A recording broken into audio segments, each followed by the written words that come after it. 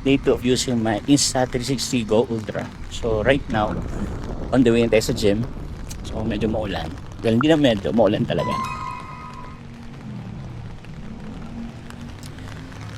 So, kanina na napag-isip ko na parang huwag lang umalis kasi masarap matulog.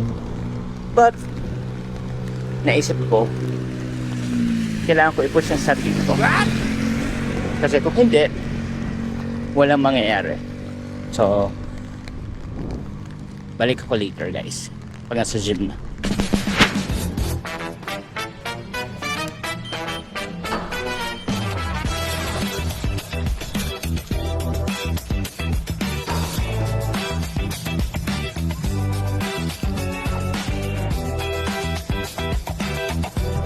So, for today's workout, push day tayo guys.